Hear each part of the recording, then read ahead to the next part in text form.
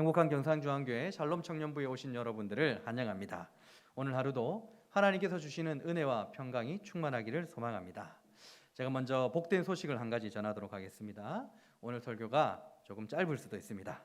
하는 거 봐서야 아시겠죠? 제가 이제 앞뒤 좌우분들과 우리 이렇게 인사합시다. 웃으면서 인사하는 겁니다. 당신은 하나님의 사람입니다. 자, 시작. 당신은 하나님의 사람입니다. 하나님의 사람같이 보이나요? 아니면 외수같이 보이나요? 하나님의 사람처럼 보여야 되는데, 그죠? 우리는 이제 코로나가 끝나기를 기다리고 있습니다. 그죠? 그런데 코로나 시대는 아직 종식되지 않고 있습니다. 저는 처음에 개인적으로는 하나님께서 왜 이 시대에 코로나를 허락하셨는가? 이것에 대한 고민이 많았습니다. 교회는 어떻게 해야 되는가? 나는 어떻게 해야 되는가? 하나님께서 무엇 때문에 이러한 바이러스가 창궐하게 되었는가를 깊이 고민하게 되었어요. 사실 그런 고민을 했지만 정확한 답을 이제는 아직도 잘 모르겠습니다. 그런데 최근에는 이제 조금 질문이 바뀌었어요. 하나님께 대한 기도의 질문이 바뀌었습니다. 하나님, 내가 어떻게 하는 것이 신앙생활을 올바르게 하는 것일까요? 이 코로나 시대에도 내가 어떻게 하나님을 예배하는 것이 올바른 예배의 모습, 신앙의 모습일까라는 질문을 하게 되었습니다. 그러다 지금의 우리의 상황과 아주 닮아있는 한 가지 현장의 역사를 발견하게 되었습니다. 바로 중세의 유럽 시대였죠. 1527년이었습니다. 여러분, 종교개혁자 루터가 있던 비텐베르크에 흑사병이 찾아오게 되었다고 합니다. 전 유럽을 이제 공포에 들었던 이 무서운 질병이었기에 많은 이제 그 지도자들이 그곳을 버리고 삶의 터전을 버리고 도망가기 바빴다고 합니다. 일례로 이제 카톨릭에서는 이 흑사병이 하나님의 심판이라고 생각해서 사람들이 하나님께서 자신들을 심판하신 것, 저주하신 것이라고 생각해서 옷을 벗고 채찍으로 자신의 몸에 상처를 내었다고 합니다. 감기 어린 모습들을 보이게 된 것이었죠. 그렇다면 종교개혁을 일으켰던 루터는 어땠을까요? 그와 함께했던 사람들은 어떤 신앙의 모습을 보였을까요? 루터는 놀랍게도 그 비텐베르크에 남아서 흑사병 환자들을 돌보았다라고 합니다. 루터가 남긴 글과 그의 편지를 보면 루터 역시 이 흑사병이 있을 때에 많은 고민을 한 것 같아요. 어떻게 해야 옳은 것인가? 목회자로서 무엇이 맞는가에 대한 고민을 했겠죠. 그리고 교회의 여러 명의 이제 동력자들과 함께 남아 있는 사람들을 돌보고 장례를 치러주는 일을 마다하지 않았다라고 합니다. 루터뿐만 아니라 여러분들이 한 번쯤은 들어보셨던 이름이겠죠. 베자, 찌빙글리, 이런 놀라운 신앙의 선배들은 그 흑사병 환자들을 그냥 두지 않고 돌보는 일을 했다라는 것입니다. 그들을 곁에서 위로하고 사랑한 거죠. 특별히 루터가 비텐베르크에 남아있는 사람들을 돌볼 수 있었던 것은 마태복음 25장의 말씀이 자기의 가슴에 꼽혔기 때문이라고 합니다. 마태복음 25장을 보면 심판을 받는 장면이 나옵니다. 임금에게 심판을 받는데 의인들과 저주받을 자들에게 심판을 내리는 장면입니다. 특별히 저주받을 자들에게 이 임금이 이렇게 심판합니다. 마태복음 25장 42절 43절입니다. 내가 줄일 때에 너희가 먹을 것을 주지 아니하였고 목마를 때에 마시게 하지 아니하였고 나그네 되었을 때에 영접하지 아니하였고 헐벗을 때에 옷 입히지 아니하였고 병들었을 때와 옥에 갇혔을 때에 돌보지 아니하였느니라 하시니, 임금이 줄인 모습으로 찾아간 거죠. 임금이 목마른 모습으로 찾아갔습니다. 임금이 나그네의 모습으로 찾아갔습니다. 그런데 그들은 영접하지 아니하였다라고 책망하시는 말씀인 것이죠. 여러분, 이게 무슨 의미냐면 루터는 곧 흑사병으로 고통받는 많은 비텐베르크의 그 사람들을 그냥 단순한 환자, 불쌍한 사람으로 본 것이 아니라 흑사병으로 오신 예수님으로 바라보았던 것입니다. 굶주리는 예수님, 목마른 예수님, 질고를 당하고 있는 예수님으로 보기 시작했다라는 거예요. 그래서 돌볼 수 있었던 것이죠. 흑사병이 전 유럽을 이제 공포로 몰았을 때에 많은 지도자들, 이방 종교 지도자들, 교주들 전부 다 자기 목숨을 지키기만 급급했습니다. 그러나 루터를 위시한 많은 그 그리스도인들은 그곳에 남아서 죽음을 눈앞에 둔 자들을 버리지 않고 돌보는 모습을 보였다라는 것입니다. 로마의 많은 사람들, 황제들도 그리스도인들의 이런 놀라운 사랑에 감탄할 수밖에 없었던 것이죠. 여러분, 그리스도인들은 뭐 하는 사람들입니까? 그리스도인들은 사랑하는 사람들입니다. 원수까지 사랑하라 하나님께서 말씀하셨으니까 사랑할 자가 없는 사람들이 바로 그리스도인들, 사랑 덩어리가 되어야 될 사람들이 바로 그리스도인들이라는 것입니다. 그리고 이런 그리스도인들의 사랑을 통해서 그들의 믿음을 볼 수 있는 시금석을 이제 확인할 수 있게 되는 것입니다. 루터를 비롯하여 수많은 그리스도인들이 흑사병에 걸린 자들을 사랑하며 섬길 수 있었던 그 이유가 무엇이겠습니까? 바로 그들이 가지고 있었던 믿음 때문이었다라는 것입니다. 오늘 본문의 시작이 바로 이를 말씀해주고 있는 거죠. 요한일서 5장 1절의 말씀을 한번 보도록 하겠습니다. 요한일서 5장 1절 제가 읽습니다. 예수께서 그리스도이심을 믿는 자마다 하나님께로부터 난 자니 또한 낳으신 이를 사랑하는 자마다 그에게서 난 자를 사랑하느니라. 잘 보세요. 믿는 자는 하나님께 난 자라고 말씀하고 있죠. 또 사랑하는 자도 하나님께 난 자이다라고 말씀하고 있습니다. 그러므로 믿음과 사랑은 동전의 양면과 같다라는 거예요. 떨어질 수 없다라는 것입니다. 실제로 사도들 역시 이 인사를 할 때에 항상 믿음과 사랑이라는 단어를 함께 가지고 있다라는 것을 볼 수가 있습니다. 성경 몇 구절 대표적으로 보도록 하겠습니다. 에베소서 1장 15절 이로 말미암아 주 예수 안에서 너희 믿음과 모든 성도를 향한 사랑을 나도 듣고. 골로새서 1장 4절입니다. 이는 그리스도 예수 안에 있는 너희의 믿음과 모든 성도에 대한 사랑을 들었으므로. 믿음과 사랑이 뭐라고요? 하나다. 분리되지 않는다. 그런데 사도 요한은 여기서 한 걸음 더 나아가고 있다라는 것입니다. 자, 이제 제가 굉장히 멋진 이야기를 여러분께 해드리도록 하겠습니다. 잘 들을 수 없는 얘기예요. 사도 요한은 요한일서를 기록하면서 어떤 주제로 계속해서 이 책을 저술해 나갑니까? 사랑이란 주제로 요한일서를 계속해서 저술해 가다가 갑자기 오늘 5장을 보니까 믿음에 대하여 이야기를 하고 있다라는 것입니다. 5장 위에 소제목이 있죠. 소제목이 뭡니까? 세상을 이기는 믿음. 사랑 얘기를 꺼내다가 믿음에 대해서 지금 얘기하고 있다라고요. 그런데 놀랍게도 5장을 보도, 그리고 요한 1서를 봐도, 그리고 사도 요한이 적었던 요한복음을 봐도 이 믿음에 대하여 설명을 할 때에 이 믿음을 단 한 번도 명사로 기록한 적이 없었다라는 거예요. 요한은 믿음에 대해서 얘기했을 때 명사로 기록하지 않고 모두 다 동사, 믿는다, 믿을 때에 이런 식으로 지금 적고 있다라는 것입니다. 피스티오를 계속해서 반복해서 사용하고 있는 것이죠. 사도 요한이 요한일서를 저술하며 사랑 이야기를 계속하는데 마지막 5장에서 믿음에 대해서 그리고 사랑에 대해서 지금 얘기하고 있는 거예요. 지금 5장이 마지막 장입니다. 그런데 이 믿음이 명사가 아니라고 뭐라고요? 동사, 즉 믿음과 사랑이 동전의 양면이라고 말하는 것이 아니라 사도 요한은 이것도 맞는 말이지만 한 걸음 더 나아가서 더 깊이 들어가서 믿는다는 것이 바로 사랑이다라는 것을 지금 우리에게 얘기해 주는 거예요. 믿음의 동사는 사랑이라는 명사이다라고 얘기해 주는 것입니다. 하나라는 거죠.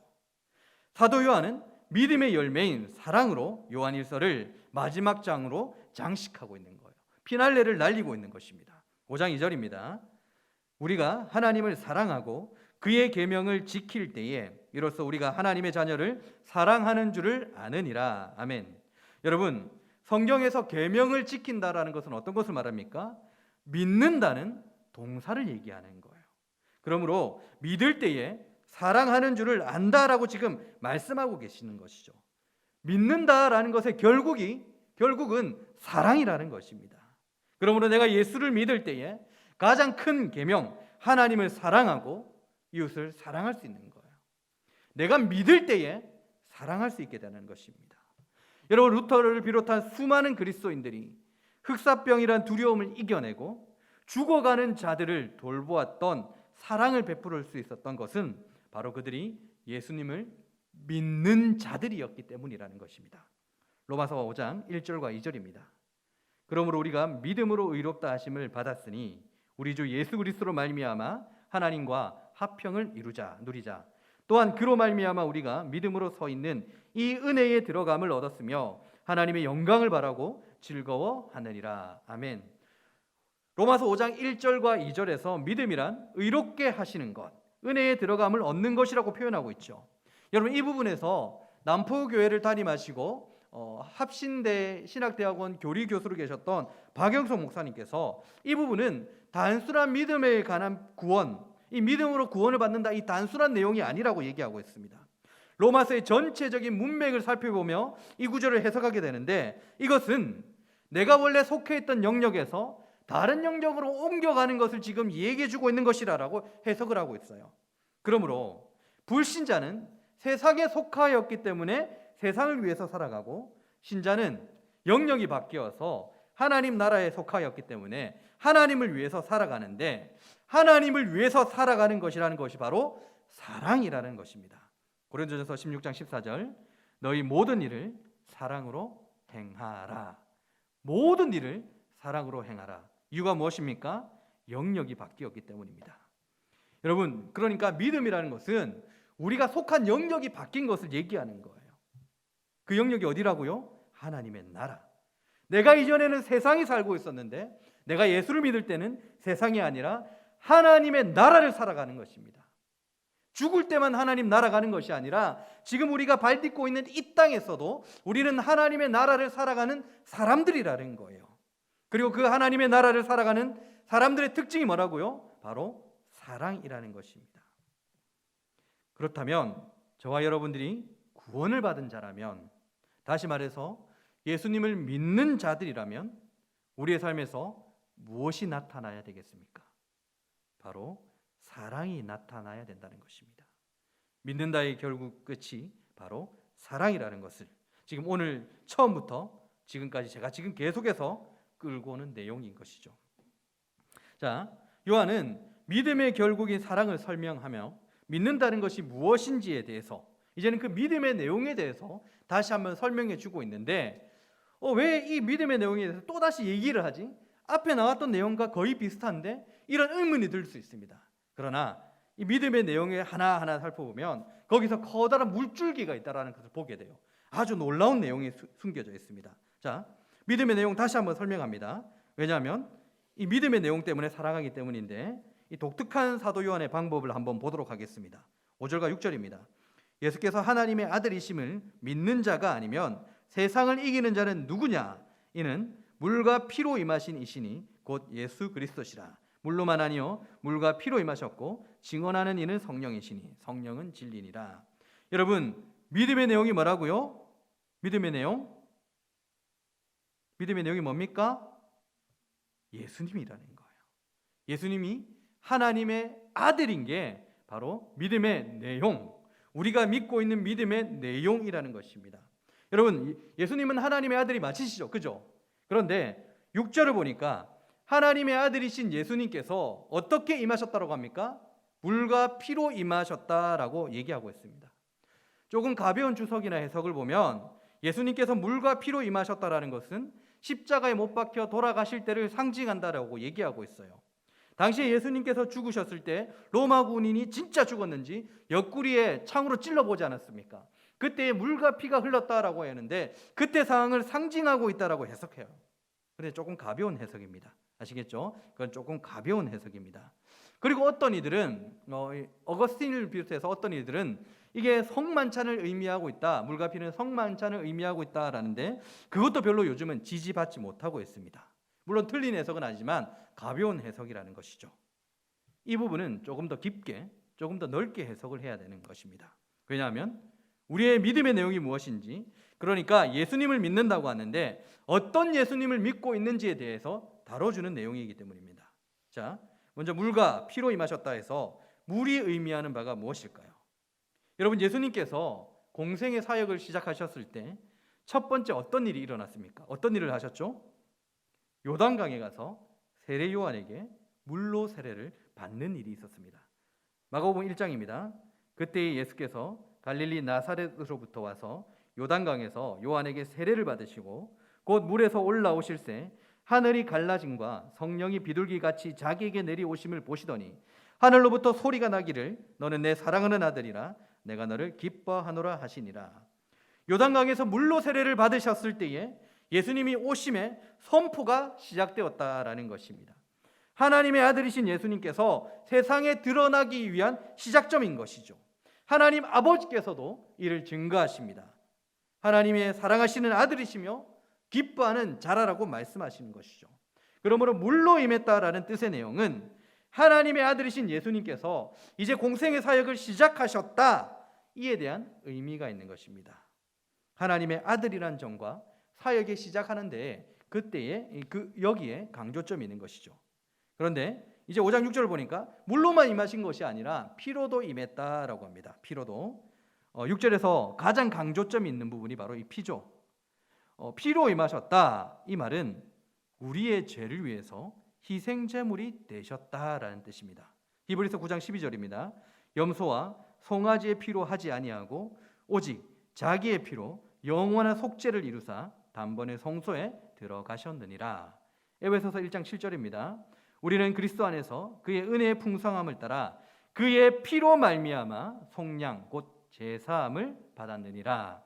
여러분, 피로 임하셨다는 뜻이 뭐라고요? 예수님께서 우리의 죄를 위해 희생제물이 되셨다, 여기에 의미가 있다라는 것입니다.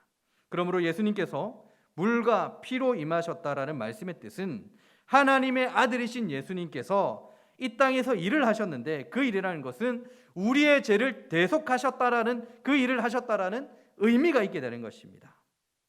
자, 여기서 잘 생각해야 되는 거예요.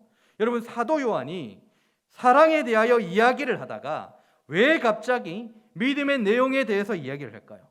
무엇을 믿는지에 대해서 내용을 다루고 있을까요? 자, 조금 더 보도록 하겠습니다. 믿음의 내용을 이야기한 다음 그 다음에는 또 아이러니하게 내적 증거에 대한 이야기도 하고 있습니다. 5장 10절입니다. 하나님의 아들을 믿는 자는 자기 안에 증거가 있고 하나님을 믿지 아니하는 자는 하나님을 거짓말하는 자로 만드나니 이는 하나님께서 그 아들에 대하여 증언하신 증거를 믿지 아니하셨음이라. 잘 보세요. 요한은 물과 피로 임하신 하나님의 아들이신 예수님에 대하여 증거한 후에 믿는 자들에게는 자기 안에 증거가 있다라고 지금 말씀하고 있는 거예요. 내적 증거가 있다라는 거예요. 예수님이 하나님의 아들이시며 나의 죄를 대속하신 분이라는 사실이 내 안에 내적 증거로 남아있다. 내적 증거, 이걸 얘기하고 있는 거예요. 여러분, 이것은 어떤 신비주의를 말하고 있는 것이 아닙니다. 아시겠죠? 요한이 말하는 것은 그 증거가 그리스도인이 된 저와 여러분들 안에 있다라는 거예요. 왜냐하면 예수님이 하나님의 아들이심을 믿고 있기 때문이라고 얘기하고 있습니다. 여러분, 이 부분에서 헷갈리게 되는데 원문을 보면, 확인하게 되면 이 믿는 자라는 것은 현재 분사형으로 되어 있어요.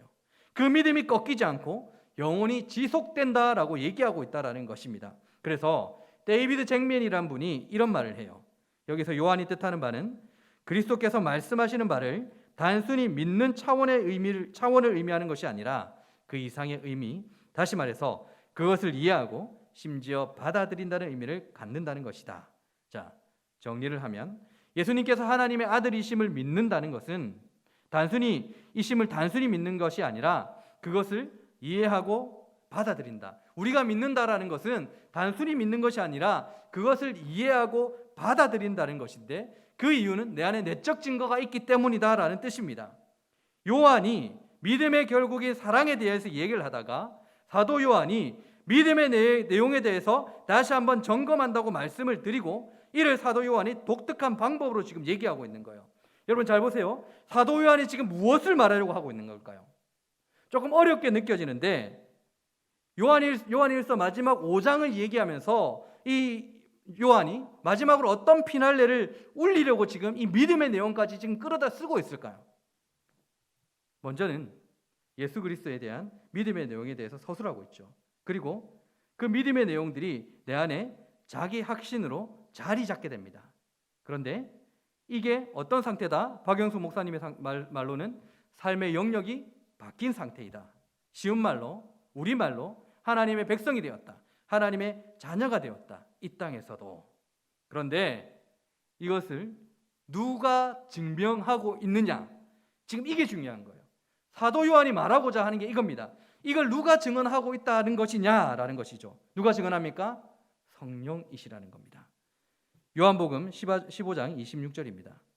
내가 아버지께로부터 너희에게 보낼 보혜사 곧 아버지께로부터 나오시는 진리의 성령이 오실 때에 그가 나를 증언하실 것이요. 로마서 8장 16절입니다.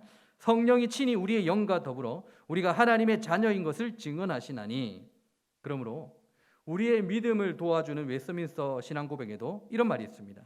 무한 진리에 대한 우리의 온전한 확신과 보장은 성령의 역사로 말미암는다.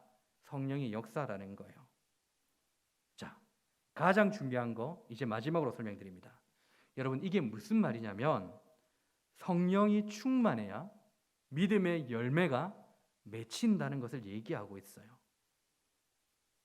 이걸 왜 요한이 사랑에 대해서 이야기를 하다가 왜 마지막에 믿음으로 연결시키냐면 다음 주 이제 요한의 마지막 피날레로 화려한 마지막을 이제 대미를 장식하게 될 텐데 맛보기만 얘기하겠습니다. 요한이 사랑에 대해서 얘기하다가 마지막에 와서 믿음을 얘기하고 있죠. 그러다가 오늘 마지막에 보니까 생명, 영생에 관련되어서 얘기하고 있습니다. 이게 커다란 물줄기 속에 담겨진 의미라는 거예요. 여러분, 죄는 무엇이라고 했습니까? 죄라는 것은 하나님과의 단절을 말하는 것이라고 했죠. 하나님과 단절되었다라는 것은 하나님을 사랑하지 않는 상태라는 것입니다. 왜냐하면 죄라는 것은 하나님을 밀어내고 미워하기 때문입니다. 그런데 예수님께서 하나님과 인간의 화목한 관계를 위해서 화목 제물로 이 땅에 오시게 되었습니다. 그 결과 성령의 은혜로 우리는 이를 믿어서, 이 내용들을 믿어서 하나님과의 단절된 관계가 회복되어지게 된 것이죠. 그래서 우리는 다시 하나님과 화목한 관계, 오늘 요한의 표현으로 말하자면 하나님과 사랑하는 관계인 영생의 관계로 들어가게 된 것입니다. 그래서 그 영생의 최종 목적지는 영원히 하나님을 사랑하는, 영원히 하나님을 사랑할 수밖에 없는 천국이 되는 것이죠. 칼빈은 그리스도의 삶을 뭐라고 했습니까? 경건의 훈련장이다. 제가 자주 말씀드렸던 내용인데 오늘 여기다가 한 가지 이제 여러분들이 덧붙여야 됩니다. 경건의 훈련이란 어떤 훈련입니까? 하나님을 사랑하는 훈련이라는 거예요. 아시겠죠? 이걸 어떻게 한다고요? 이 훈련을 어떻게 한다? 성령 충만으로. 제가 예전에 한번 말씀드렸던 적이 있는데 이제 제가 결혼을 하고 아내에게 연락이 왔습니다. 임신을 했다는 연락이었습니다. 제가 너무나도 깜짝 놀랐습니다. 왜 깜짝 놀랐냐? 계획하지 않았던 아이였기 때문에 놀란 게 아닙니다. 그 아이를 너무나도 사랑했기 때문에 제가 깜짝 놀란 게 아닙니다.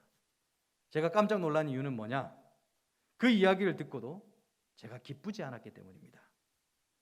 아내는 배가 점점 불러오는데 그래서 아내는 이 아이에 대한 마음이, 사랑하는 마음이 점점점 깊어져 가고 있는 것 같은데 저는 겉으로는 막 기뻐했지만 기뻐하는 척을 한 것이죠. 마음은 전혀 그러지를 않았습니다. 그래서 너무 힘들었어요. 제가 본당에 나와서 하나님께 기도할 정도로 너무나 힘들었습니다. 내게 무슨 문제가 있는 것은 아닐까. 그리고 드디어 11월 7일 이 아이가 너무나도 정직해서 병원에서 예정일 그날에 딱 나왔는데 이제 아이를 만나는 날이 되었습니다. 아내를 병원에 데리고 가고 또 병원에 누워있는 아내와 얘기를 잠시 나누다가 아내가 이제 의사 선생님과 들어가게 되었죠. 그 순간에도 제 한켠에는 이 기쁘지 않는 제 자신의 모습을 보며 서글픈 마음이 많이 드는 거예요. 아, 내가 무슨 문제가 있다, 이런 확신을 가지게 되었고 이것은 사역자로서의 자질도 없는 것이다라는 생각으로 점점점 밑바닥으로 나락으로 떨어지고 있었습니다. 아이를 낳게 되었고 간호사가 이제 부르죠. 이 아이 봐라고. 제가 아이를 처음으로 딱 봤습니다. 여러분들 아이를 보면 여러분들 기대하는 모습은 천사와 같은 모습이죠. 절대 아닙니다. 너무너무 이상한 모습으로 태어나요. 이 물에 불어있기 때문에. 얼굴이 역세모로 태어난 아이들도 있대요. 놀라울 정도로 이상한 모습으로 아이들은 태어납니다. 그런데 제가 그 아이를 보자마자 하나님, 내가 저 아이를 대신해서 죽어줄 수도 있겠습니다. 이런 마음이 들었습니다. 사랑이 없던 제게 커다란 사랑의 마음이 생겨버리게 된 것이죠. 그리고 바로 그때 깨달았습니다. 사랑이라는 것은 하나님께서 주시는 거구나. 짐승도 새끼들을 아끼죠. 그게 바로 일반 은총으로 베풀어 주시는 하나님의 사랑이라는 것입니다. 계속되는 요한일서의 말씀을 통해서 사랑해야 된다는 부담감 때문에 마음이 힘든 분들이 많을 겁니다. 말씀이 자꾸만 마음에 부딪혀서 계속해서 힘들죠. 막 노력하다가 이제는 뭐 어쩌라고요? 해도 안 되는데 이런 마음들이 많이 들 겁니다. 그런데 제가 이 사랑은 우리가 할 수 있는 게 아니라고 분명히 말씀드렸습니다. 사랑은, 여기서 말하는 사랑은 아가페, 하나님만이 할 수 있는 사랑이라는 것입니다. 그러므로 이 사랑이라는 것은, 이 위대한 사랑이라는 것은 여러분, 내가 누군가를 미워하지 않는 정도의 수준이 아니라는 거예요. 이 사랑은 신적인 사랑, 하나님만이 할 수 있는 사랑이라는 것입니다. 그래서 우리는 말씀을 들을 때에 많이 아파해야 돼요.